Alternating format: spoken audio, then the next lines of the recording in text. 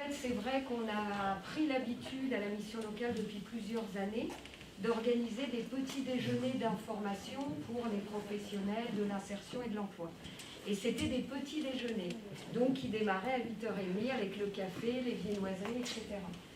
Le Covid est passé par là et c'est vrai qu'on n'a pas tout à fait réglé notre horaire. Donc on va parler on peut emprunter à Audelor le terme de matinal. Voilà. Il n'y a pas de droit dessus. C'est ça. Donc bienvenue pour cette matinée d'information, cette matinale. Alors pourquoi on l'organise ce matin? Dire que dans un mois exactement, je pense, Anne-Marie, on a le... Ça sera passé. Oui, ça sera passé. Nous avons sur notre territoire la chance d'avoir le salon Pro-Emer, salon de l'emploi et de la formation des métiers de la mer, conduit par Bretagne Pôle Naval. Donc Anne-Marie Cuesta et Lise Lermite sont avec nous ce matin. Merci d'être là. Donc nous vous proposons, dans le cadre de la préparation de ce salon, un temps d'information sur l'économie maritime, alors avec la contribution de Gilles Poupard, directeur d'études à Audelor. L'idée, c'est de partager, de s'emparer un petit peu de cette question d'économie maritime, à la fois en Bretagne. Il y a des ressources intéressantes qui sont à votre disposition. Et puis ensuite d'aller sur le point de vue de Bretagne Pôle Naval et la présentation du salon. Je le dis aussi puisque inviter des jeunes et moins jeunes demandeurs d'emploi, salariés en reconversion à venir visiter le salon, c'est une démarche de conseil, d'information importante. Et il nous semblait utile de vous proposer ce temps à la fois d'information et d'échange, parce qu'il s'agira de convaincre aussi les personnes de venir, de voir ce qu'elles peuvent y trouver. Voilà, donc c'est le sens de la matinée de ce matin. On est ensemble pour 1h30, 1h45.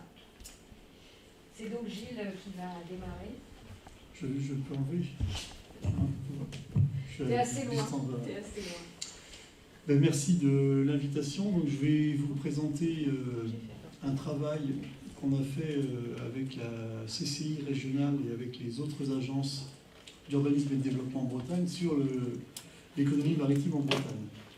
Donc en fait, nous on avait Audelor depuis 10 ans travaillé sur cette question des mesures de l'emploi maritime, parce que c'est un secteur important stratégiquement pour le territoire, avec le port de commerce, le port de pêche, la DCN, celle de Quai-Roman, etc., les côtés produits de la mer. Il y a des investissements qui sont faits par les élus, par les collectivités, par les entreprises, et que c'est la stratégie de développement du Pays de l'Orient repose depuis des années sur cette question-là. Et on a ensuite élargi avec les agences et la CCI à la demande du Conseil régional de Bretagne pour avoir une mesure de cette économie maritime au niveau régional. Donc c'est ce que je vais vous présenter, puis je vous présenterai après rapidement une étude qui a été faite par le Césaire de Bretagne. Donc le Césaire, c'est le Conseil économique et social et environnemental de Bretagne, sur l'évolution, un peu les enjeux qui concernent cette économie maritime en Bretagne et les freins et les leviers à son développement, parce qu'il y a des freins, mais il y a des leviers aussi. C'est ce que Césaire a essayé de démontrer. Alors, en fait, sur l'économie maritime, le premier problème, c'est comment on la mesure. Parce qu'en fait, si vous voulez mesurer ou savoir combien il y a d'emplois dans le bâtiment, c'est pas compliqué. Vous prenez les secteurs d'activité, il y a 3 secteurs d'activité dans le bâtiment, vous faites le total des emplois dans ces 3 secteurs, vous avez les emplois dans le bâtiment. Le problème de l'économie maritime, c'est qu'il y a quelques secteurs qu'on a mis ici, qu'on a appelé le cœur de l'économie maritime, qui sont la pêche, l'aquaculture, la construction de navires, la manutention portuaire, où c'est classé tel quel dans les nomenclatures officielles, où on sait que ces activités sont purement à 100% maritimes. Par contre, vous voyez quand on viendra tout à l'heure sur les chiffres, mais que ça en Bretagne...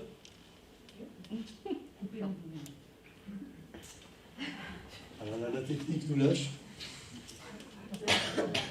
C'est peut-être... Donc il y a 25 000 emplois Et que, en fait, hors de ce cœur, il y a ce qu'on appelle le halo de l'économie maritime, qui sont des entreprises qui travaillent en lien avec la mer, mais qui ne sont pas classées dans des secteurs maritimes. Vous pouvez avoir, par exemple, des boîtes d'électronique qui sont classées en électronique, mais dont le marché est lié directement à la mer. Vous avez aussi voilà, de l'informatique liée à la mer, fabrication d'articles de sport, par exemple, qui va regrouper des gens qui font n'importe quel type d'articles de sport, je sais pas, des ballons de foot, mais qui font aussi ceux qui font des voiles. Vous avez dans le textile, vous avez ceux qui réparent les voiles et tout. Donc il faut, en fait, pour mesurer, si on prend que ça, on dit, ben voilà, c'est 25 000 emplois en Bretagne. Si on prend que les secteurs purement maritimes. Et donc tout le travail qui a été fait, et qui demande un certain temps, c'est pour ça que vous voyez les chiffres que je vais vous présenter sur l'économie maritime en Bretagne, c'est des chiffres de 2016, donc autant dire que ça fait déjà longtemps. On actualise cette année, à la demande du Conseil régional, on va refaire ce qu'on appelle une pesée économique, donc refaire mesurer l'ensemble de ces secteurs. Et donc on est ici à 25 000. Après la défense nationale, en Bretagne, c'est le premier secteur maritime, c'est la marine nationale.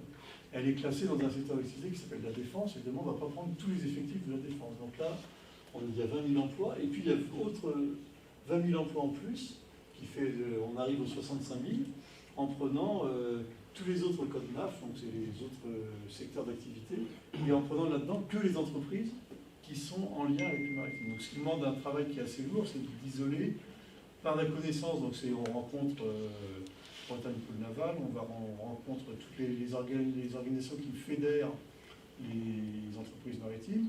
On a des gens de la CCI qui travaillent auprès d'entreprises et tout, donc on arrive à ce listing et on actualise ça. Donc ça, bon, c'était un point de méthode, mais c'est important parce que ça permet de voir pourquoi les données sont compliquées à avoir. Et ce travail de l'Observatoire sur une région, ça est, de façon partenariale comme ça, entre toutes les agences bretonnes et la CCI, ça se fait quand même assez dans peu de régions.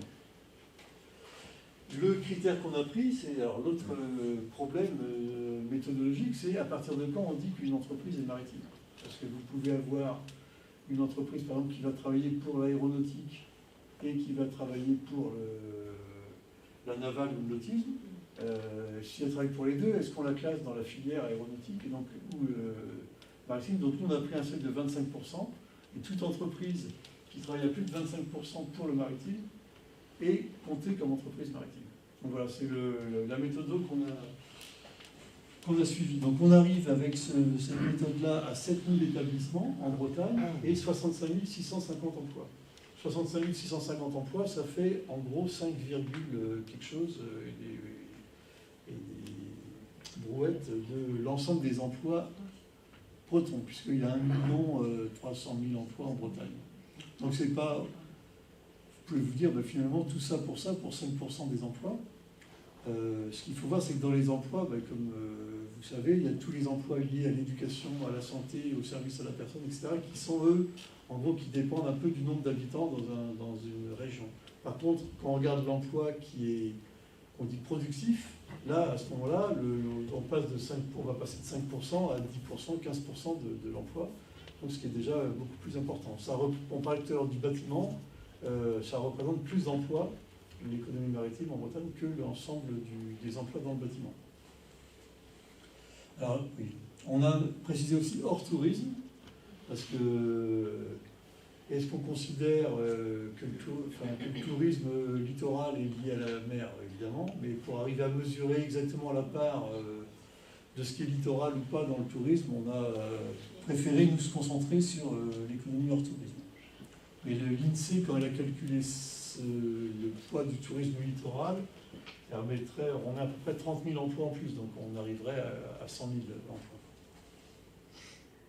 Alors, les principaux secteurs d'activité, on l'a vu tout à l'heure, le premier secteur, c'est la défense nationale liée à la mer, donc en gros la marine nationale, qui fait 20 000 emplois.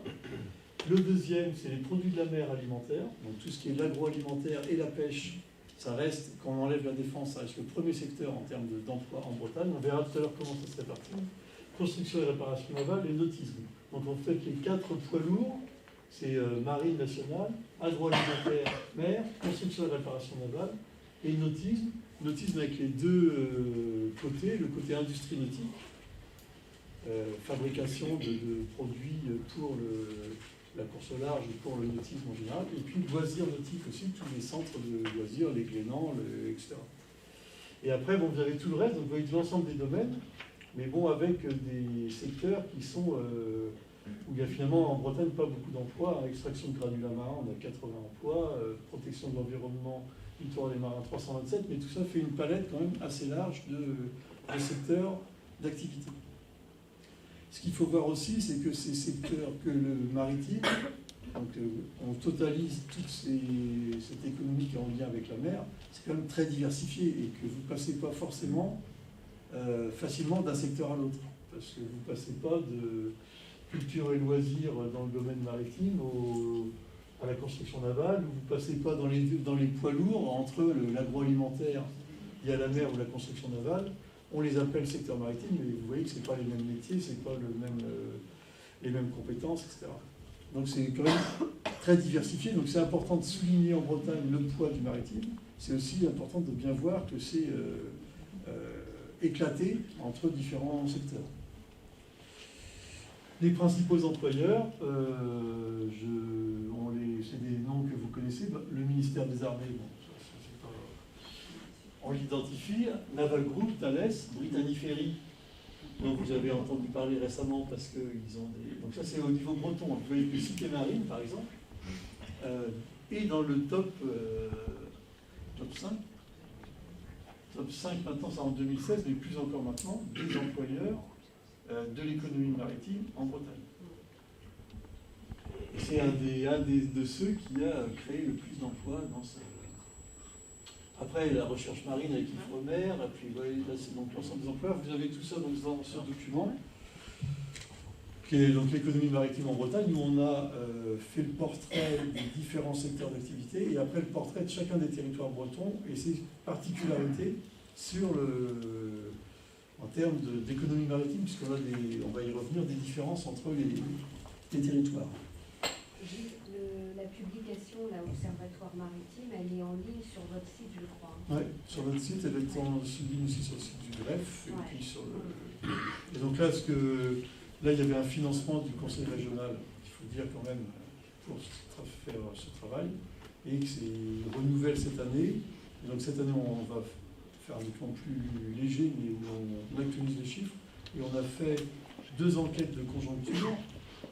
Enfin, on a fait une enquête de conjoncture en juillet pour savoir comment le secteur maritime breton traversait la crise. Donc ça va sortir ces jours-ci.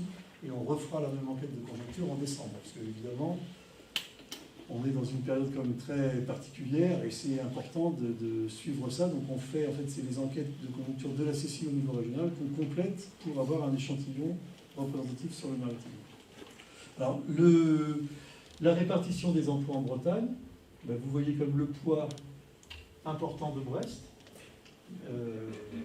qui est le premier bassin maritime breton, notamment avec la Marine nationale, hein, qui elle seule à Brest fait 14 000, je vais vous dire.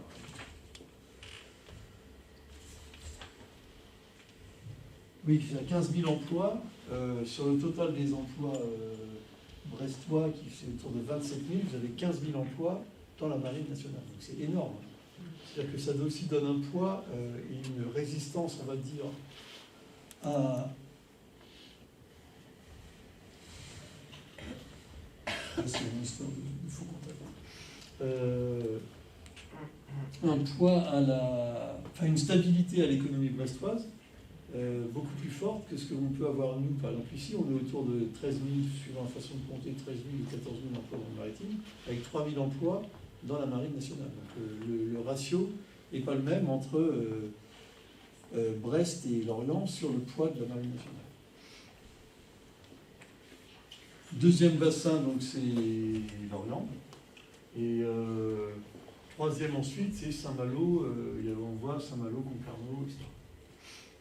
Et après, en fait, on verra tout à l'heure aussi que il y a des secteurs de l'économie maritime qui sont répartis à peu près partout sur le littoral. C'est la question du nautisme, la question tout ce qui est produit de la mer, c'est à peu près réparti sur l'ensemble du littoral. Par contre, les secteurs qui font la différence vraiment entre les bassins maritimes, c'est la marine nationale qui, elle, est implantée en gros sur le pays de Brest et sur le pays de Lorient, et puis la construction navale, qui demande des infrastructures très importantes, qui est sur Brest, sur Lorient, sur Concarneau, essentiellement. Donc là, ça fait des différences importantes, et un peu sur Saint-Malo, entre les bassins bretons. Et puis Roscoff, la particularité, c'est évidemment Brittany Ferries, qui fait qu'il y a un nombre d'emplois important. Alors, l'autre point, c'est de regarder dans l'autre sens, de dire finalement, quels sont le poids de cette économie maritime. On a vu que globalement en Bretagne, c'était 5%, suivant les bassins d'emploi. Donc 5%, c'est l'ensemble des emplois bretons, donc en comptant le principal pôle d'emploi en Bretagne, qui est devant les autres CRN, il y a quand même très peu d'emplois maritimes. Donc si on prend que le littoral, le pourcentage de l'économie maritime baisse, donc c'est plus important sur l'Orient. Sur l'Orient, on retrouve 14% des emplois dans le maritime. Et on retrouve, vous voyez ici, tous les secteurs où le poids est plus important: Brest, Lorient, Morlaix avec Brittany Ferries, Auray également, et la Cornouaille, où on est avec des poids qui sont de 12% à 15%, je crois, à Brest. Alors après, je ne vais pas vous passer l'ensemble des secteurs d'activité, mais c'est pour vous montrer, si on prend les produits de la mer, premier employeur en Bretagne, c'est aujourd'hui Cité Marine, suivi de Chancerelle à Douarnenez, Marine Harvest à Landivisiau. Donc là, c'est la répartition des emplois en Bretagne.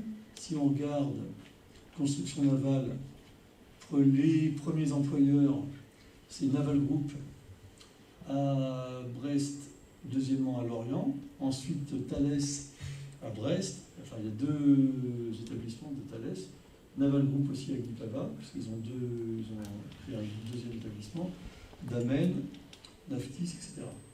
Enfin, c'était à l'époque. Donc, vous voyez la carte, ce que je disais tout à l'heure, la carte de la construction navale en Bretagne, c'est très... enfin, j'avais dit Saint-Malo, en fait, ça pèse pas énormément, hein, c'est vraiment les Brest, Lorient et Concarneau qui pèsent. Sur le nautisme, on est sur une économie complètement différente, avec des entreprises beaucoup plus petites. Hein. En Bretagne, on n'a pas de très grandes entreprises dans le domaine du nautisme. Vous voyez, les plus grands, là, c'est autour d'une centaine, notamment sur Vannes. On a mis aussi la Célor dans le Plastimo, etc. On est sur des petits effectifs par rapport au poids lourd de l'agroalimentaire ou de la construction navale. Ça recette.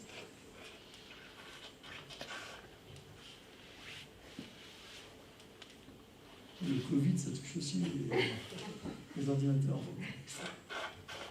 Transport maritime, donc là, Brittany Ferries, vous passe pour regarder l'analyse par pays. Finalement, quels sont les profils des différents bassins bretons en termes d'économie maritime. Donc on a 12 pays, où c'est à peu près 12 pays bretons où c'est significatif le poids de l'économie maritime. Et quand on regarde, on n'a pas un modèle unique, parce qu'on se retrouve avec 7 modèles différents finalement. Donc 7 profils pour 12 territoires. Vous avez le pays de Brest, qui est dominé, comme on l'a vu, marine nationale et construction navale, qui sont vraiment les deux poids lourds, mais qui n'ont pas, comme à Lorient, le côté pêche et produits de la mer alimentaire. Pays de Lorient, on est en partie sur le même modèle que Brest, avec marine nationale et construction navale, mais plus le côté produits alimentaires et également le domaine nautisme. Donc on est plus diversifié. Et c'est un des facteurs justement qui a permis aussi à Lorient de mieux traverser les crises. Si on regarde depuis ce que nous maintenant on suit finalement l'économie maritime depuis de 2003 à 2017-18. Donc on a sur une quinzaine d'années, le fait d'être diversifié fait qu'on résiste mieux à la crise, que quand vous avez eu un moment de difficultés en Naval Group, ça a pu être compensé par les produits de la mer, ou des difficultés dans le nautisme, c'est compensé par Naval Group. Et puis on a eu la chance aussi sur l'Orient d'avoir un renforcement des effectifs sur l'NBWay dans les dernières années, qui a fait que l'économie maritime est toujours restée créatrice d'emplois malgré des aléas aussi de conjoncture. Et bon, vous prenez le pays de Cornouailles, il est plutôt orienté produits alimentaires, construction navale avec Concarneau, nautisme.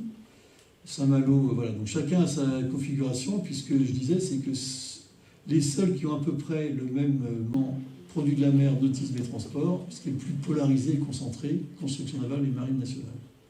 Alors pour finir, c'est de parler un peu d'une étude du Césaire, donc, qui est sortie en mai 2017.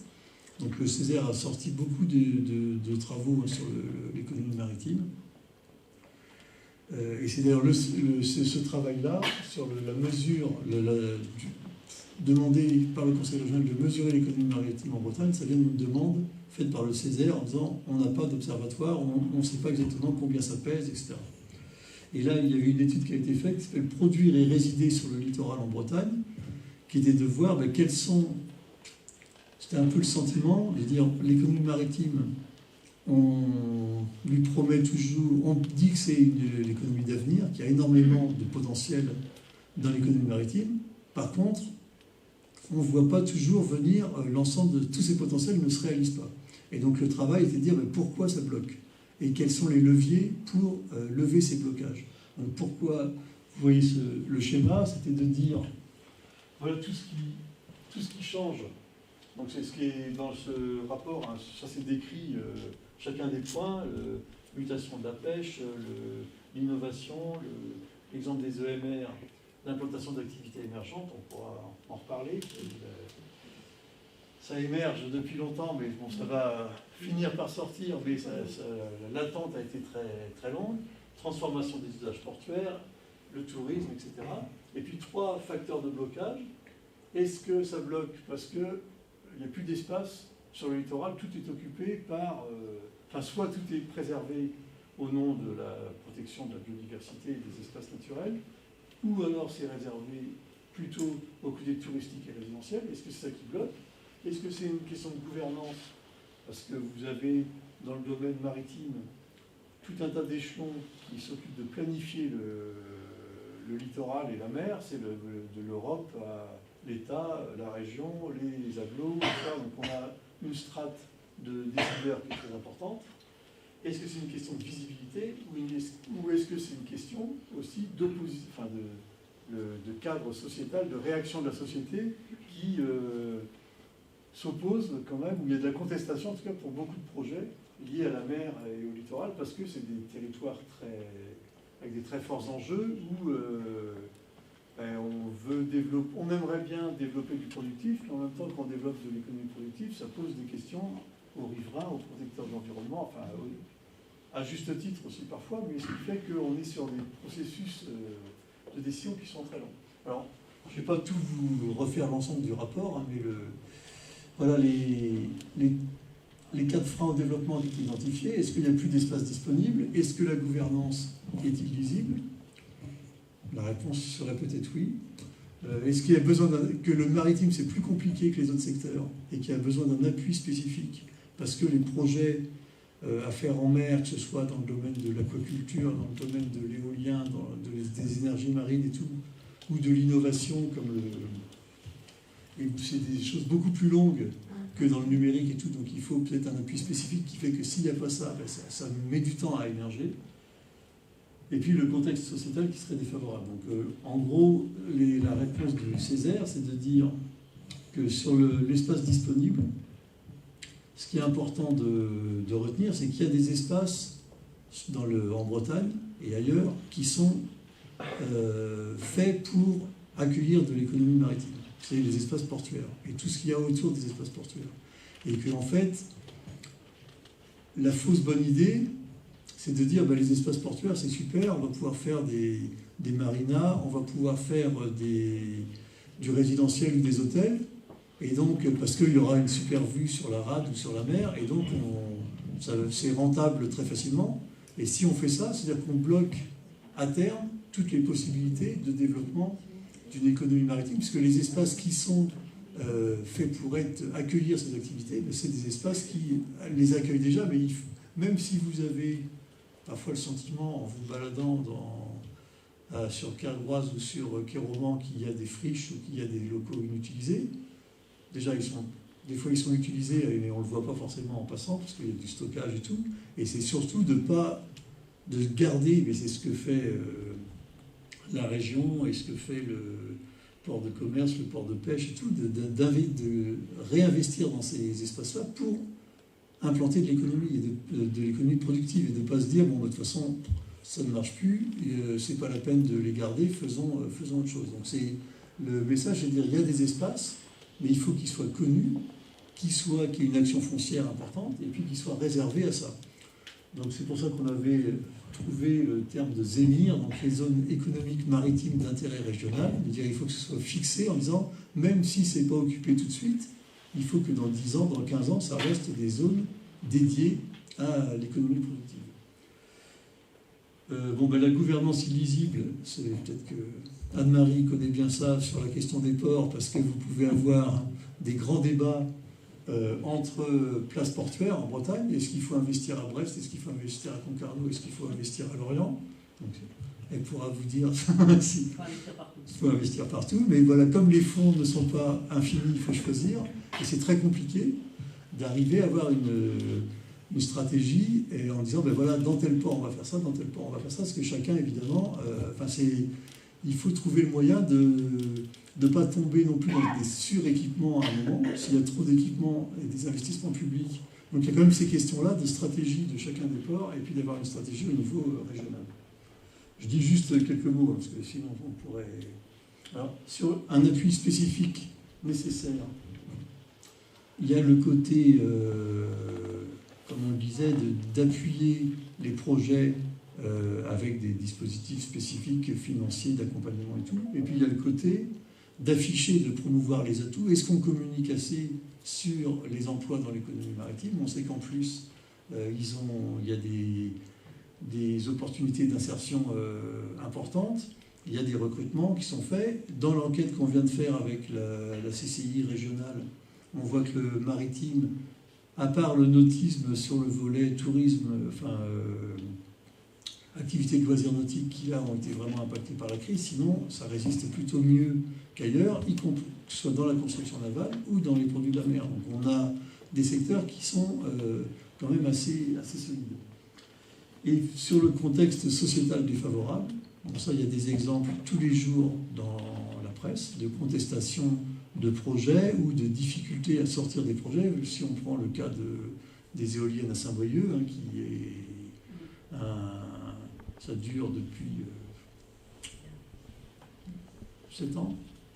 Voilà. Et puis même l'idée, c'est même les premières réflexions là-dessus, ça fait bien 10 ans que c'est... Donc vous voyez, vous êtes sur des projets, et pendant ce temps-là, au Royaume-Uni, vous avez déjà plus de 1000 éoliennes en mer. On n'en a pas encore, on a des prototypes, on n'en a pas une qui tourne. Donc on a quand même un contexte, alors qui n'est pas dû juste à l'opposition par des riverains et tout, il y a plein de raisons, mais qui fait que ce fameux virage vers le développement d'une économie maritime liée aux EMR, qui est quand même à la fois un enjeu écologique puis un enjeu économique, on voit qu'on a pris énormément de retard et que on a encore eu la semaine dernière des oppositions au projet sur Saint-Brieuc. Donc on a l'impression qu'il y a vraiment des questions ici. Donc dans le Césaire mettait culture de la concertation à développer, c'est-à-dire qu'il faut à la fois mieux concerter qu'auparavant, mais il faut aussi donner des limites et des échéances à la concertation. La concertation, elle ne peut pas durer pendant 20 ans où tout peut être remis en cause à chaque fois. Il faut qu'à un moment, il y ait des recours, et qu'il y ait des recours, c'est bien normal, mais qu'il y ait un temps pour les recours et qu'après, ça puisse s'arrêter, parce que sinon, c'est aussi, ça risque de bloquer complètement le développement de ce genre de filière. Donc voilà, je crois que j'ai à peu près épuisé mon temps et épuisé ce que je voulais vous dire ce matin. Mais donc, je suis à votre disposition pour s'il y a des questions sur le sujet. Donc, je ne suis pas rentré sur la question de chacun des métiers vraiment du domaine maritime, mais plutôt un contexte général. Donc, je vais vous faire une présentation. Alors, Gilles a dit beaucoup de choses sur l'emploi maritime et un secteur qui est un secteur de poids en Bretagne, c'est une évidence. Donc, moi, je vais aller un peu plus sur la construction-réparation navale, les énergies marines renouvelables, et puis on le sait peut-être peu en Bretagne, mais nous avons une voie de diversification importante qui est l'oil and gas, le parapétrolier et le paragazier. Donc ça fait partie des 3 filières que porte BPN. Donc BPN, c'est quoi? Alors nous sommes un cluster industriel, nous fédérons donc 3 filières, je vous en ai parlé, les énergies marines, la construction navale, réparation et conversion de navires, et le parapétrolier et paragazier, l'oil and gas. Ça représente pour nous 200 adhérents, entreprises en Bretagne, avec une seule stratégie pour nous, c'est le but unique, c'est booster la compétitivité de nos entreprises. On a l'habitude de dire au sein de BPN, il faut qu'elle soit bien aujourd'hui, qu'elle soit très bien demain et qu'elle soit très grosse après-demain.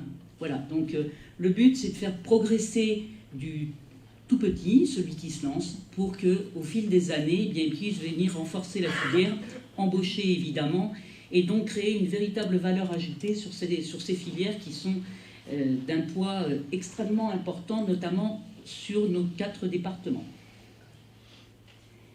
Bon, je vous laisse le soin de les compter. Il n'y en a pas tout à fait 200 là, parce qu'on n'arrive pas à tous les rentrer. Il reste un tout petit peu de place, mais ça y est, elle est prise, puisqu'on a passé le cap des 205 hier. Donc la prochaine, ça c'est l'arrière de notre annuaire. La prochaine page annuaire sera complète, où on verra encore un petit peu les logos, mais il va falloir que ça s'arrête à un moment donné. Alors pour répondre à la question tout à l'heure qui était fort intéressante de savoir est-ce que la formation était prise en compte, chez BPN, hein, on est bien d'accord, la formation est prise en compte puisque nous, on a dans nos effectifs, dans nos membres adhérents, les écoles, alors pas toutes, mais les écoles telles que l'ENSTA, on va trouver l'AFPA pour les centres de formation, l'AFPI-CFAI, etc., le CEPS, le CEFCM, enfin bon, des noms qui vous parlent ici, donc que l'on compte. Alors on les compte aussi en termes d'effectifs, parce que ça représente, hein, je dirais c'est le point de départ, hein, la formation pour nous, puisque c'est celle qui conduit à l'emploi dans nos métiers. Donc il était important qu'on s'associe à un certain nombre d'écoles pour jauger un petit peu de ce qui va arriver à un moment donné sur le marché du travail. Donc je vais faire court hein, sur la partie BPN, mais je pense que c'est intéressant que vous sachiez qu'est-ce qu'on fait. Donc tous les matins, je fais une veille commerciale pour nos entreprises, c'est-à-dire que là, j'en suis à presque plus de 100 000 alertes qui sont parties sur les boîtes mail de nos entreprises le matin. Alors, ça sert à quoi? On a une plateforme qui nous permet d'aller sur les marchés publics et donc de regarder les marchés publics et d'en faire bénéficier à titre gracieux, évidemment, nos entreprises. À charge pour elles de se mobiliser et d'y répondre. C'est des opportunités business. Le but étant qu'on ait un réseau et que c'est plus facile, il y a toujours des gros qui répondent, et bien que les petits qui, eux, n'iraient pas sur ces marchés, puissent y aller directement. Ou, enfin, je dirais en remote de quelqu'un. D'accord? Toujours plus facile de monter dans un wagon que de tirer la locomotive. On n'est pas toujours créé pour faire ça. Une aide au recrutement, donc le sujet dont on va parler tout à l'heure, enfin juste après, c'est ProEmer, mais c'est pas que ça. Bretagne Pôle Naval, on a, je dirais, c'est notre ADN. On se soucie beaucoup, je vais pas dire plus, mais on se soucie beaucoup de l'humain, puisque la première valeur ajoutée pour nous, dans les entreprises, dans les filières, c'est l'humain. Donc, on va travailler sur la formation très en amont, cursus initiaux, formation continue, et puis sur l'emploi, et ça, c'est le résultat donc, que l'on voit visible, je l'espère le 3 novembre, qui est ProEmer. Tout au long de l'année, on a une commission emploi, formation et légale qui travaille, hein, non seulement à construire un ProEmer, mais surtout tout au long de l'année à accompagner nos sociétés dans des démarches de recrutement pour l'apprentissage, enfin bon, essayer de leur, je dirais, vulgariser un peu et puis d'adapter au monde maritime les besoins qu'elles peuvent avoir. Des missions économiques, alors du temps où on avait le droit de prendre l'avion, de temps en temps, on mettait une dizaine d'entreprises dans un avion et on partait pendant 5-6 jours, alors ça n'avait rien de tourisme, dans des pays très exotiques du type l'Angola, le Nigeria, enfin des trucs sympas, où on allait rencontrer notamment les indépendants et les majors pour les pétroliers. Et c'était 5-6 jours de business non-stop. C'est-à-dire qu'on n'y allait pas, tout était organisé à l'avance. On fait ça avec Bretagne Commerce International, on l'a fait pour la Scandinavie, on l'a fait pour l'Afrique de l'Ouest et on programme de le refaire en Afrique de l'Ouest en 2021, 2022 si tout va bien. Promotion des entreprises, eh bien BPN c'est des maquettes, donc je vous invite à aller surfer sur le site de BPN pour découvrir à quoi ressemble un bateau totalement imaginaire qui est constitué de 4 segments de navires, un navire à passagers, en l'occurrence c'est l'Arvac Trédent, donc bien connu notre bateau électrique, une frème pour l'avant, un bateau de pêche un peu ancien mais BPN, c'est la construction réparation navale, donc il est important de faire apparaître ce pan d'activité et les entreprises qui travaillent en construction, parce que c'est un réel chiffre d'affaires annuel pour nos entreprises, et tout particulièrement pour le bassin lorientais. Et puis un navire de travail, donc là on va être sur le pourquoi pas, donc navires de travail, comme nous on les qualifie, ce sont les navires de recherche également. Vous pouvez rentrer dedans, vous pouvez visiter les locaux, vous pouvez trouver les entreprises qui ont un savoir-faire et qui ont pour certaines contribué à la construction de ces navires, pour d'autres qui savent le faire, et on ne demande qu'à prendre des commandes, évidemment, pour les constructions. Je ne sais pas s'il y a quelqu'un de l'agglo, donc on se porte candidat pour tout renouvellement de navires, bien évidemment. On participe à des salons et à des filières, des salons professionnels de filières. On devait participer dans quelques jours à Euronaval à Paris, qui a lieu tous les 2 ans et qui est un salon extrêmement important pour nous. Malheureusement, pour les causes que l'on connaît, eh bien, il a été annulé. Il y a Navexpo qui devait avoir lieu il y a 3 jours, annulé également. On espère que l'hémorragie va s'arrêter là et que 2021 eh bien, nous permettra de reprendre un cycle. Parce que les salons, pour nous, c'est une manière de faire connaître nos entreprises. On y va avec des entreprises, on n'y va pas tout seul. Et pour elles, de faire du business, d'être visible. Des filières navales, énergie marine et oil and gas, des filières stables et innovantes. Je pense que les 2 mots sont dits. Stable parce que la construction navale, tout le monde en entend parler depuis qui n'a pas, ou de proche ou de loin, quelqu'un qui travaille dans la construction-réparation navale en Bretagne ou qui y a travaillé à un moment donné. C'est une filière donc extrêmement stable. Elle est cyclique, certes, par la prise de commande, mais elle est stable. Et elle innove énormément, et ça, c'est le côté que l'on ne sait pas. Celle-là, j'aime bien la présenter, juste pour vous donner une petite idée. Quand on fait une voiture, il faut 23 heures. Alors, je passe, évidemment, c'est après la R&D, hein, c'est pas quand ils sont en train de concevoir l'Alpine, hein, c'est quand ils la mettent en production. 23 heures, une petite voiture. Pour vous donner une petite idée, vous prenez un sous-marin du type les Scorpènes, les Barracuda, qui sont faits à Cherbourg, qui sont maintenus en conditions opérationnelles, c'est 12 millions d'heures. Un bateau au chantier de l'Atlantique, c'est 10 millions.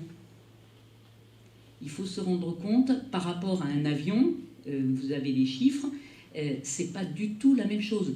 C'est non seulement très ouvrageux, donc c'est pour ça que ça s'adresse à un panel de salariés important. Il y a de la conception, parce que là, quand je parle, on n'a plus de R&D. Oui, mais on a de la conception, il faut faire les plans, là, quand même. Hein. Donc l'ingénierie a un poids très important.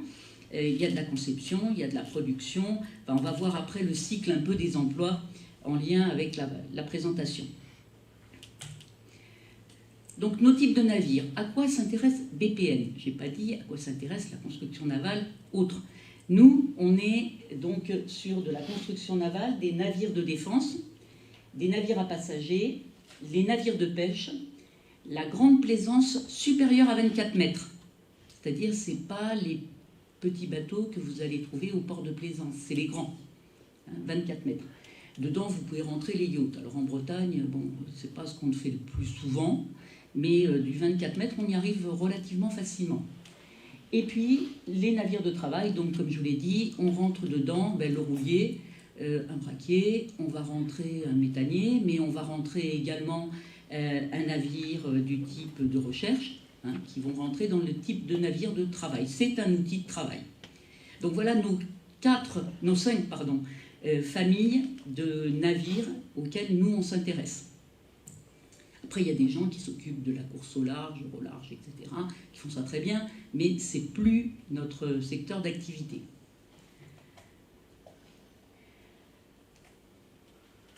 Alors, les métiers, qui sommes-nous?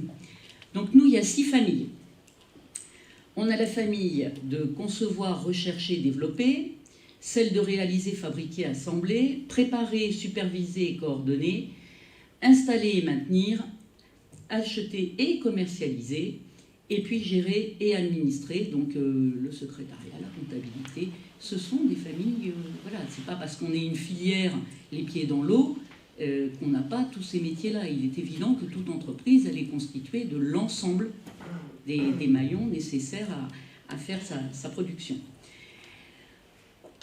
Des métiers qui concernent aussi bien les hommes que les femmes. Alors c'est plutôt réjouissant pour les années à venir, parce qu'on voit qu'on a des métiers qui avant étaient très masculins et qui, au fil des années, alors c'est long, c'est des temps très très longs, mais se transforment. Et puis avec les innovations, le côté innovant, il y a de plus en plus de femmes qui s'intéressent et qui vont aller vers ces métiers-là. La qualité aussi. Ce qui est très important chez nous, c'est tout ce qui est HSE. Donc l'hygiène, sécurité, environnement de travail. Ce sont des métiers plutôt féminins. Et donc on voit que comme c'est devenu, au fil des années, notre point, je dirais, extrêmement important dans nos entreprises, eh bien les femmes ont toute leur place pour rentrer dans ce type de métier. On a des passerelles possibles avec d'autres filières. Alors bon, en ce moment, c'est plutôt dans l'autre sens que dans ce sens-là. C'est-à-dire qu'on a eu longtemps des fuites de gens qui étaient très bons à la navale, enfin, je parle navale ou maritime, on va faire au sens large, et qui allaient vers l'aéronautique, un peu moins vers le ferroviaire. En ce moment, c'est plutôt le sens inverse, c'est-à-dire qu'on a beaucoup de petits avions qui arrivent sur nos ponts de bateaux. Des évolutions professionnelles facilitées, c'est-à-dire que chez nous, je vais dire dans nos entreprises, la promotion interne, c'est pas un vain mot. Je pourrais vous citer, et on aura l'occasion d'en faire intervenir quelques-uns au moment de ProEmer, des patrons, que pour certains d'entre vous, vous connaîtrez ou connaissez, qui sont partis vraiment avec je dirais le départ, vraiment le CAP, voire l'apprenti, et qui maintenant sont patrons d'entreprises avec des entreprises de 25-30 personnes. Donc, et plus. Et pour certains, beaucoup plus. Et ce n'est pas des histoires uniques. Je veux dire, il y en a énormément qui sont comme ça. Donc la promotion interne, elle existe. Des évolutions professionnelles facilitées, une mobilité fonctionnelle et géographique et interculturelle. Donc, je dirais, il y a le monde maritime est un monde ouvert à celui qui est motivé ou à celle qui est motivée et passionnée. C'est-à-dire qu'il ne faut pas y venir si on n'a pas cette passion-là. Vous voyez quelques métiers. Alors, là, voilà, une activité qui est cyclique. Vous allez voir que tous les métiers, en fin de compte, on les retrouve à différents stades. Et ce sont les mêmes personnes qui peuvent être appelées à faire différents postes. Toujours dans la même entreprise ou sur le même projet, mais elles vont revenir d'intervalles réguliers. Vous avez les études de conception. On va s'adresser aux dessinateurs, projeteurs, ingénieurs, en bureau d'études, en ingénierie. Mais vous allez les retrouver en études d'industrialisation de la coque. Ce n'est pas la même chose. Entre la conception et l'industrialisation, c'est le passage entre les études et la production. Vous allez les retrouver au moment des essais. On va les retrouver au moment du montage coque. Donc voilà, je vous ai donné un métier, mais il y en a plein qui ont une cyclicité tout au long du projet. Vous voyez les métiers de chaudronnier, bon, on en parle, je dirais, tous les métiers électro, les isolations, etc. Vous voyez qu'on les retrouve à peu près partout. Bon, ça c'est pour le fun. Donc c'est des vrais gens. qui sont dans nos entreprises et qui aussi ont contribué à faire nos fameuses 60 fiches métiers, je vous les montrerai après. Donc ce sont des métiers qui sont dans nos entreprises et assumés avec brio, je dirais. La caractéristique de nos métiers. Donc depuis 2010, le nombre d'emplois de la construction et réparation navale augmente, et ce contrairement à l'ensemble de l'industrie. C'est ce que vous a dit Gilles, je confirme. Donc on n'a pas triché ni l'un ni l'autre, c'est la réalité. Une main-d'œuvre encore très peu féminisée, seulement 11% des femmes. Donc un objectif fort, féminiser les effectifs. Je vous l'ai dit, une embellie. Je vous parlerai, si vous voulez, de la licence professionnelle métiers industriels et navals et maritimes qui a ouvert ses portes il y a 5 ans. Donc on en est à la 6e édition, 6e session. J'ai eu le plaisir de faire l'intro il y a 15 jours avec les 19 petits nouveaux, dont 5 filles. C'est exceptionnel. L'année dernière, c'était une année nulle, il y avait une fille. Voilà, donc on voit quand même qu'il y a un petit peu... Alors il faut que ça se confirme au fil des années, hein. C'est pas de se réjouir, 5 une année, ça y est, c'est gagné. On est loin du compte, mais il y a quand même de plus en plus de femmes qui s'intéressent à nos métiers. Bon, un constat, on est un secteur qui est fortement impacté par les départs amiantes, donc il y a un renouvellement de main-d'œuvre qui vient se cumuler avec un trou de génération aussi. Une problématique, surtout pour les bons bretons et bons français que nous sommes, 71% des entreprises déclarent utiliser l'anglais. Et ce, à tout niveau. Une lecture de plan aujourd'hui, elle se fait difficilement autrement. Donc ça veut dire qu'un soudeur qui a un robot, un poste à souder, à régler, le mode d'emploi, il est en anglais. C'est une difficulté. Donc c'est pour ça que l'anglais, même technique de base, est important.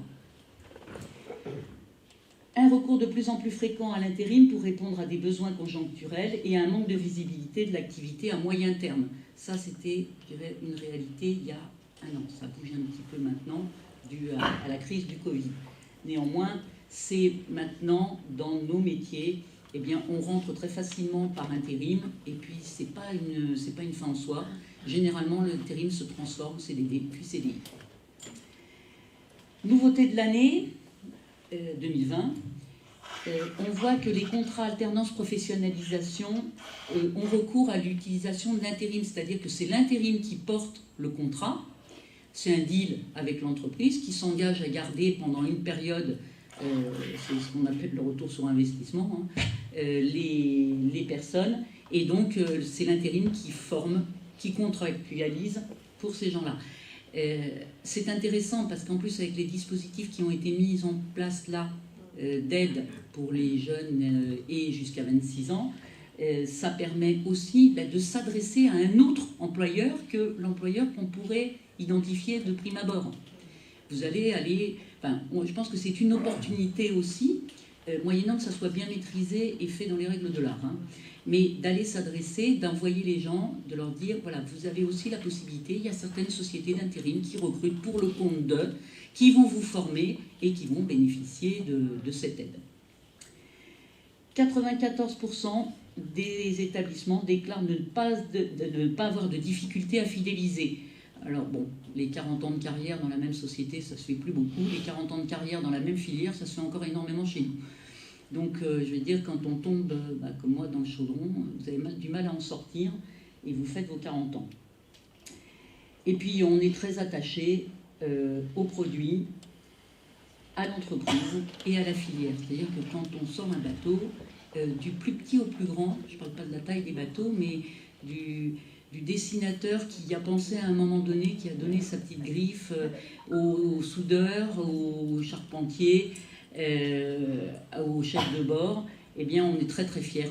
Que ce soit même un tout petit bateau, on est très fiers de le mettre à l'eau. Donc il y a un vrai attachement à nos produits. Alors vous avez eu le directeur des études qui vous a produit les études de Delors. Chez nous, c'est Lise qui fait ça. Donc elle fait ça avec des faits réels, concrets, actualisés. Gilles, je te ferai remarquer. C'est du 2018-2019, tu vois. Toi, t'en es à 2016. Ouais, on y travaille, on essaie de se... Ben oui, mais moi j'ai que Lise. Hein, bon, donc elle y travaille aussi. Donc voilà un petit peu le constat. On réglera ça après. Voilà un petit peu le constat des derniers ProEmer, puisqu'il y a une enquête, une étude qui est faite à chaque ProEmer, c'est-à-dire qu'on consulte bien les gens qui participent, mais également au vu des offres d'emploi. Donc Lise fait tout un regroupement, elle regarde un peu où sont les offres de la production, pas de la production, puisqu'on recense toutes les offres d'emploi. Donc 72% des offres proviennent des agences d'intérim, 63% proposés sont des CDD et CDI, ce qui est extrêmement important. Autant d'offres en intérim qu'en CDD, CDI. Donc vous regardez, en fonction, la production, elle va plutôt aller sur l'intérim. Par contre, l'ingénierie, on va direct sur du CDD, CDI. D'accord? Et puis les fonctions de support, eh ben, c'est un mixte. C'est intéressant parce que ça donne une vision, et pour les gens qui sont en recherche d'emploi, de voir que ce n'est pas du one-shot. C'est des postes où ils peuvent s'inscrire, enfin je dirais, ils peuvent aller vers ces postes-là. Et puis c'est intéressant aussi pour ceux qui se forment, de savoir que ce sont des postes pérennes, sécurisés, et même si le breton est très mobile, il aime bien quand même rester pas trop loin de chez lui à un moment donné. Donc ce sont des entreprises qui sont, pour la majorité, bretonnes. Donc on peut estimer que puisqu'elles proposent de l'emploi en 2019, 2018, etc., et que c'est cette typologie d'emploi, si j'ai envie de faire carrière et que je n'ai pas envie de trop m'éloigner, ce qui nous va bien, il faut rentrer dans la filière du maritime. Alors, je vous l'ai dit, pourquoi ProEmer? Vaste sujet. En 2013, on a fait une erreur. On a écouté nos entreprises qui nous ont dit vous êtes un cluster industriel, vous avez la commission emploi-formation, nous on peine à recruter, on est tout petit, on n'est absolument pas visible, on n'a pas les moyens d'aller sur les grands sites qui peuvent nous accompagner, ça coûte trop cher, on ne peut pas se payer les chasseurs de tête. Donc on est 21 entreprises, on est en 2013 et on aimerait bien recruter, on a environ 500 offres d'emploi à proposer. C'était déjà pas si mal. La réflexion qu'on s'est faite au sein de Bretagne Pôle Naval et de notre commission emploi-formation, on s'est dit, si on cherche chez nous, ça va pas être terrible. Donc on va essayer de voir si on peut s'associer, alors au départ c'était un peu machiavélique, avec une autre filière, des gens qui sont un petit peu, et peut-être qui pourraient être intéressés pour nous rejoindre. Donc on a regardé qui était le plus proche de nous et qu'on connaissait pas bien, et l'idée a été quand même, on ne va pas non plus aller taper chez eux et puis voilà, les faire mourir parce qu'on a besoin de tous. Donc on s'est associé avec la Touline pour les métiers des embarqués parce qu'à un moment donné, les gens ils posent sac à terre. Et ça peut les intéresser de rentrer dans nos filières. Donc la première année, eh bien, on est passé à 60 et quelques entreprises, Lise de mémoire, en 2013, et 650 offres d'emploi. Donc 950, je ne sais plus. Je ne sais plus. Voilà, bon. Non, mais c'est actuel. Il va falloir surtout actualiser la mémoire. Donc voilà, alors pourquoi, vous le voyez, donc ProEmer, c'est tout à fait atypique. C'est surtout pas un salon commercial. Ce n'est si, c'est un commerce, c'est-à-dire qu'on se vend, nos entreprises se vendent, c'est le sens contraire. C'est vraiment un parcours vers l'emploi. C'est-à-dire qu'on a essayé, je le dis chaque année, de reproduire un modèle qui devient très très à la mode en ce moment, c'est la souris Ikea. C'est-à-dire que vous rentrez dans ProEmer, vous êtes obligé de passer partout. Donc vous êtes obligé d'aller découvrir d'autres métiers, même si vous en avez déjà un, de voir. Donc c'est de la promotion, c'est la promotion de nos entreprises, la promotion des métiers. C'est toutes les zones d'attractivité. Cette année, je vais vous en parler rapidement, de qu'est-ce qu'il y aura dans nos zones d'attractivité. Puis, vous passez par, ce qui est très important pour nous, la formation.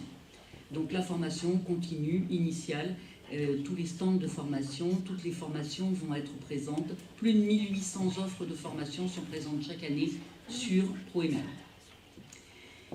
Et enfin, alors, une zone extrêmement importante et puis à laquelle vous allez peut-être pour certains contribuer cette année, c'est la zone conseil CV. Donc là, on a mis en place non seulement de la frappe de CV, c'est-à-dire qu'on dit arrivez avec une idée, repartez avec un métier. On vous demande pas de venir, enfin on ne demande pas de venir avec un CV tout bien carrossé. Alors évidemment, si vous l'avez, c'est très bien. Mais vous avez des personnes qui sont des passionnés, qui sont en poste, des pros, qui vont vous conseiller, coloriser votre CV. J'ai une compétence, mais je ne sais pas si je peux la réaliser, est-ce que je peux travailler dans votre filière? Eh bien, eux, ils vont regarder avec vous si, oui ou non, vous pouvez travailler dans la filière. Et on détecte des profils assez exceptionnels qui font vraiment une belle carrière dans nos entreprises à partir de compétences. Ensuite, on met en forme le CV, donc on frappe. Hein. On prend des traductrices, puisque 71% des entreprises souhaitent avoir de l'anglais, donc c'est mieux d'arriver avec un CV français et anglais. Et ce n'est pas donné à tout le monde, ça a un coût. Donc cette journée-là, eh bien, on a la possibilité de faire traduire son CV. Et puis on repart avec son CV, on accède au Graal, la 4e zone, donc où on trouve les employeurs, avec des offres réelles affichées sur tous les stands et 2 à 3 personnes pour recevoir, donc en job dating immédiat. Chaque année, il y a quelques contrats qui se signent, alors pas la majorité, hein, évidemment sur ProEmer, mais en tout cas, dans les 6 mois qui suivent, on pourvoit à peu près en moyenne à 45 à 47% de ce qu'on arrive à suivre. Les offres d'emploi qui sont proposées. C'est assez exceptionnel quand même. De ce qu'on arrive à suivre, et on n'arrive pas à suivre l'intérim parce que c'est trop compliqué. La main de BPL avec les formations, les offres d'emploi, les job dating, l'orientation, l'atelier CV, voilà un peu l'offre de service de ProEmer. Un constat, des métiers méconnus du public, une réponse, la zone attractivité. Des difficultés de recrutement, une réponse, les employeurs sont là, on leur met en place l'atelier CV. Des métiers en tension, ingénierie et production, une réponse, venez découvrir nos métiers. Une conférence, une table ronde. Faible taux de féminisation, alors là, port du masque obligatoire, et s'il est rose, on est très content. Donc, à venir pour ProEmer. Et une part importante de PME n'ayant pas de direction RH, on leur donne le jour J, à partir du moment où elles ont une offre d'emploi, le modèle économique est nul, hein, je préfère vous prévenir, elles ont une offre d'emploi au plan d'embauche 2020-2021, gratuité du stand, elles sont présentes à ProEmer, elles ont tout l'accompagnement avant, pendant, après, faire passer leurs offres d'emploi, les diffusions médias, etc. pour 0 €. C'est la condition sine qua non. C'est-à-dire qu'on n'est pas là, il n'y a pas une entreprise qui est là, hormis celles qui sont en zone attractivité, parce qu'elles sont là pour faire la promotion des métiers. Mais toutes les autres, si elles sont là, c'est qu'elles ont des emplois à proposer. En même temps que ProEmer, tous les ans, on lance une édition. Donc on a commencé avec 30 fiches. On en est arrivé à 60 cette année, en 2020. On en a rajouté 5, donc on en fait 5 de nouvelles par an. C'est pas écrit par des spécialistes, c'est écrit par des experts. C'est-à-dire que chaque fiche provient d'un petit groupe qui est managé par la commission emploi-formation et qui travaille sur la rédaction des fiches. On va trouver du chef d'équipe qui va contribuer en passant par le technicien, le destinateur, le RH, le patron, et puis les photos donc, qui viennent également des entreprises. Cette année, ProEmer, c'est un copil, hein, c'est plein de filières. C'est pas que la filière construction navale, très loin de là.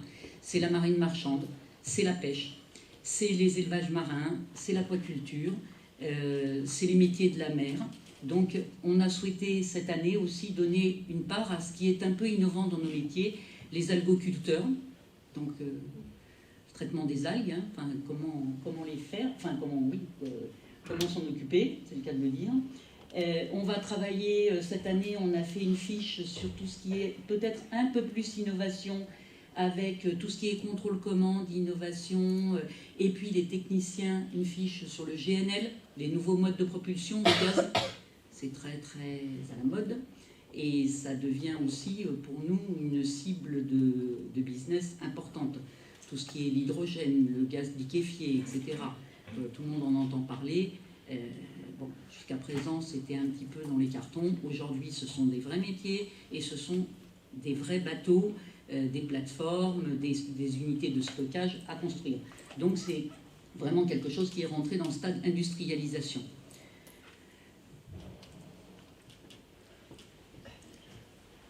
La dernière édition, 19 mars 2019, là, normalement elle avait lieu, celle de 2020, le 31 mars, donc elle aura lieu le 3 novembre.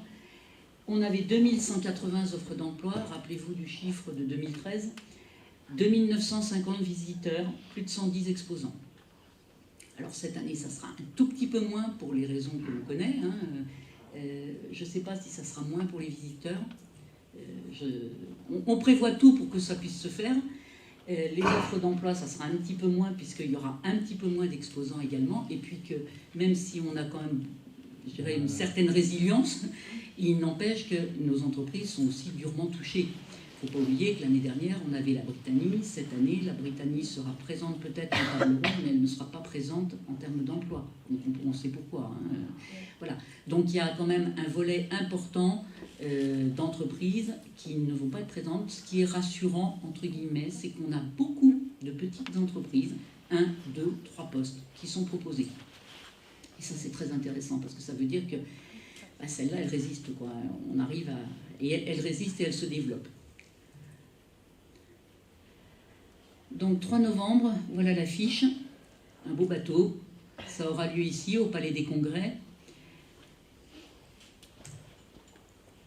avec un programme, donc on a rallongé un petit peu la plage horaire pour justement ces histoires de jauge et pouvoir accueillir tout le monde, de 9h à 18h30, il n'y a pas d'inscription obligatoire, c'est-à-dire qu'on recommande fortement, ne serait-ce que pour la traçabilité, ne serait-ce que pour faire passer les CV en amont, pour préparer la venue auprès des entreprises, on recommande fortement aux personnes de s'inscrire.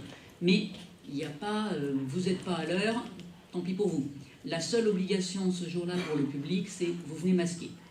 Nous, après, on s'occupe de tout, on va faire tout ce qui est nécessaire avec le palais pour faire respecter les distanciations, etc. Mais par contre, il faut venir masquer. 11h45, une inauguration du salon, light cette année pour les causes. 10h15, conférence des métiers de la filière mer en Bretagne. Vous pouvez connaître les métiers de la mer, changer votre regard, découvrez les métiers de demain. Donc sur cette table ronde, un grand nom, Michel Desjoyaux, qui viendra non seulement pour son parcours sportif, mais aussi pour tout ce qu'il fait en termes d'emploi, formation, etc. Donc Michel sera avec nous.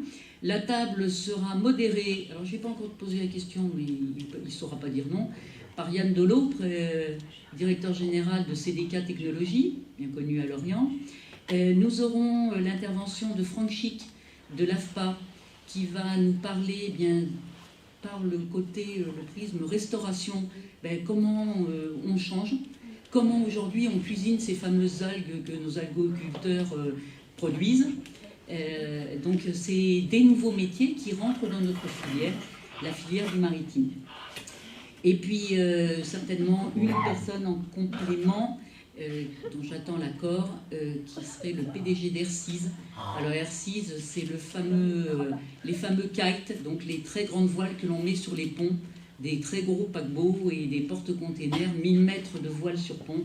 Et donc, Vincent Bernatette devrait être sur cette table ronde le matin. J'attends sa confirmation dans la journée.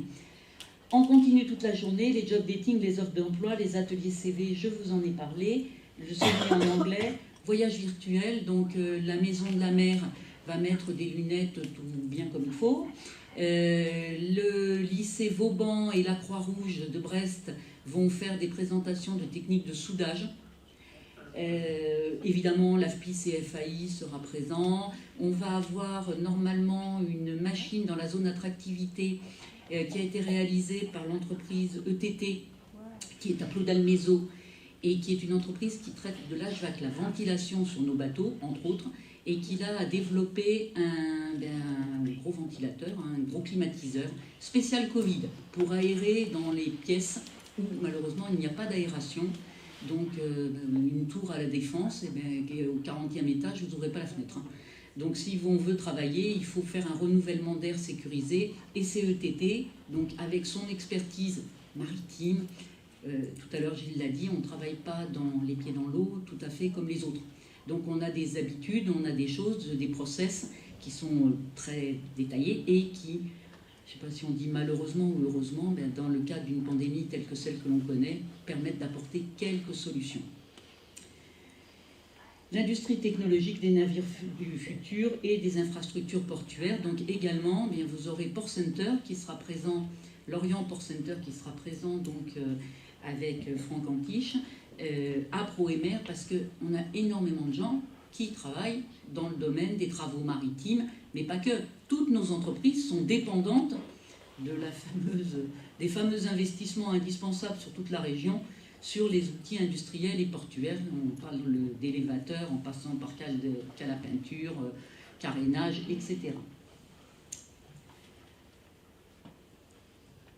Donc,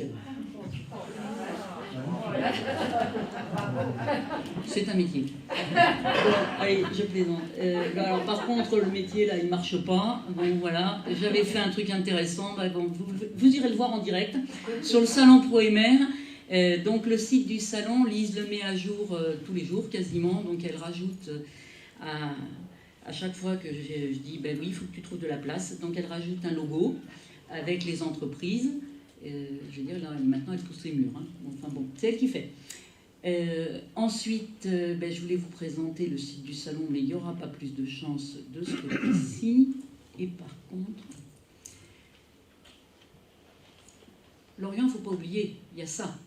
Quand on dit le maritime innove, embarquez-vous, ça, c'est un facteur d'attractivité. Alors, ce n'est pas la cité lacustre, il s'appelle Sealoft, il est fait par le chantier Selwood. Et il y en a deux actuellement, vous en avez un à Carnevel, vous en avez un dans la zone de Célors au Guidel. Des sister ships de celui-là, malheureusement pas fait par notre entreprise qui est pionnière sur ce type de réalisation.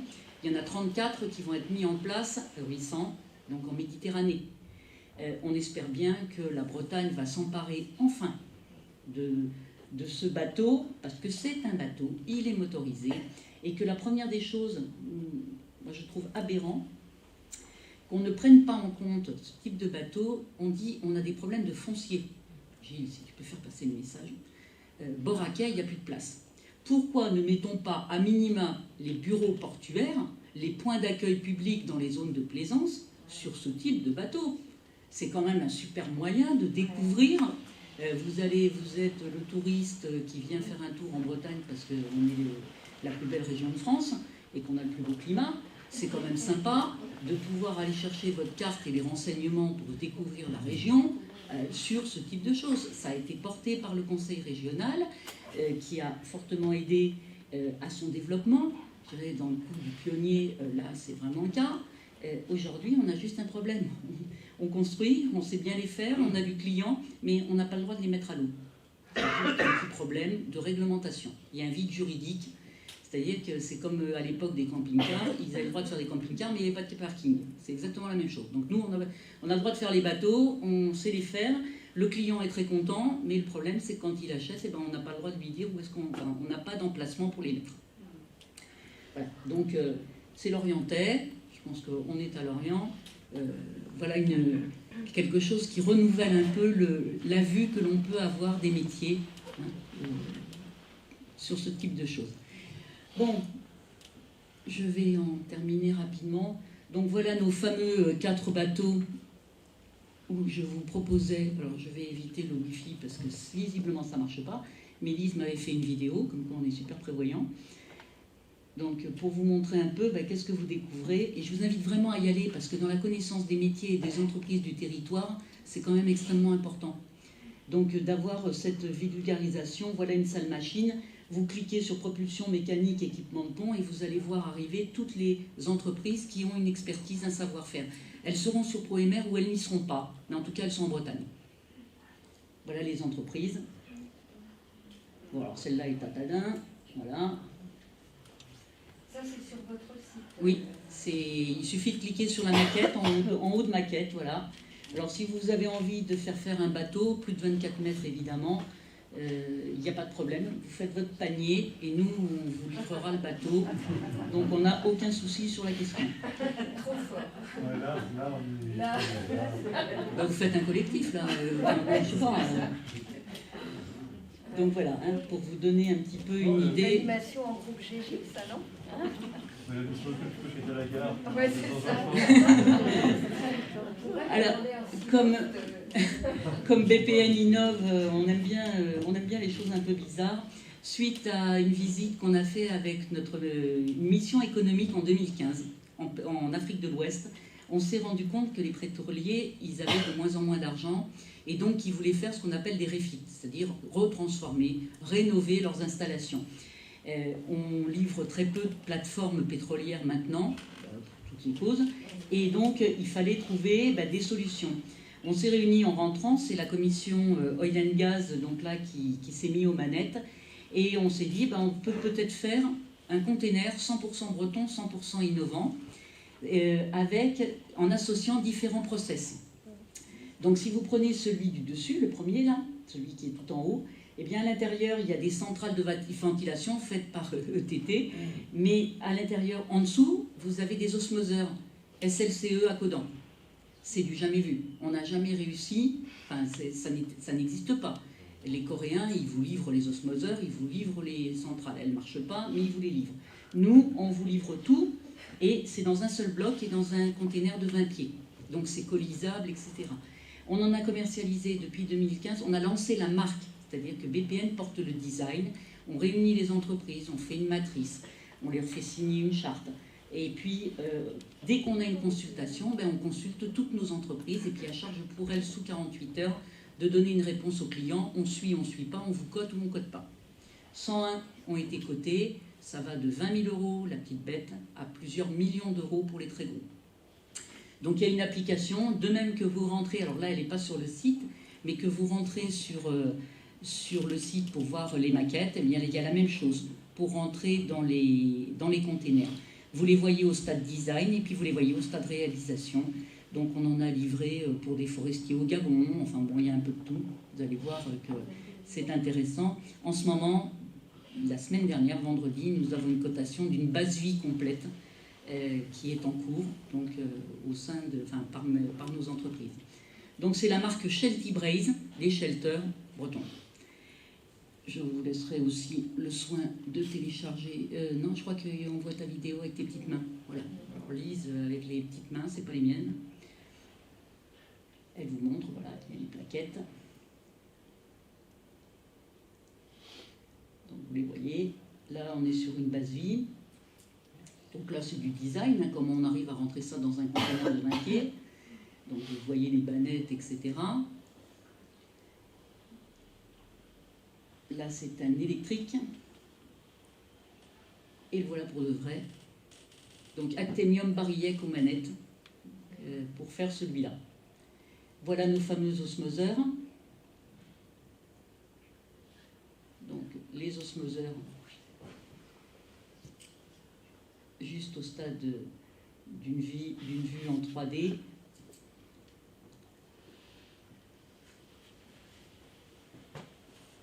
Et voilà les osmoseurs pour de vrai, SLCE, livraison sur une île paradisiaque, celle-là, j'ai voulu y aller, ils n'ont pas voulu. Anne-Marie, tu peux rappeler ce que c'est un osmoseur? Un osmoseur, c'est ce qui traite l'eau de mer. Hein. Alors, le point dur, la Bretagne est riche, nous avons 7 grands ports, plein de petits, 23. Et elle ne marche pas. Lise, elle ne marche pas. Clique sur play.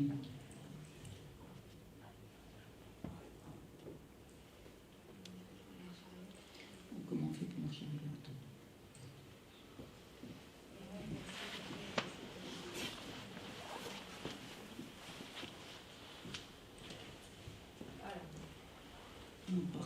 Il y a une chouette musique, hein.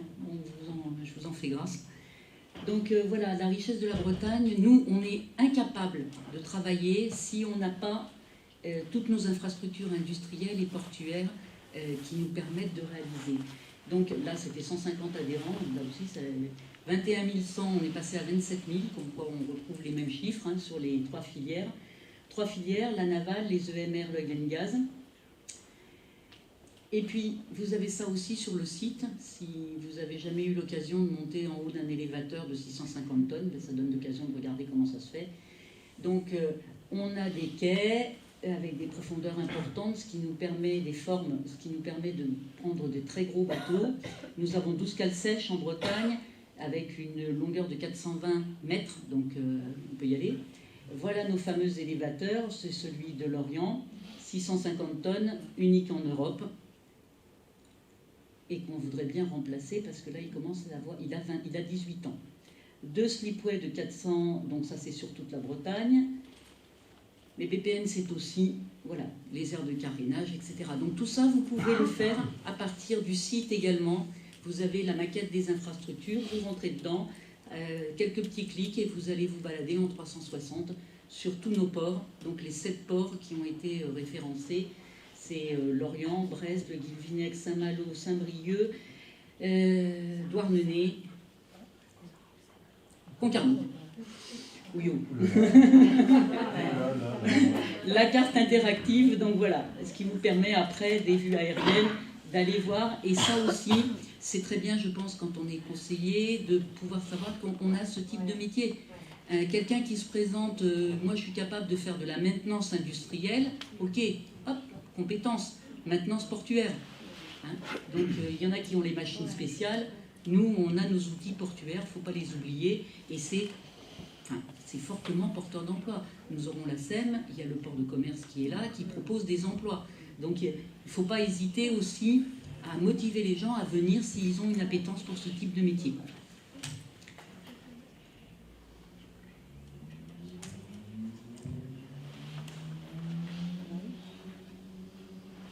Voilà. Bon, ben, je crois que j'en ai terminé. Donc,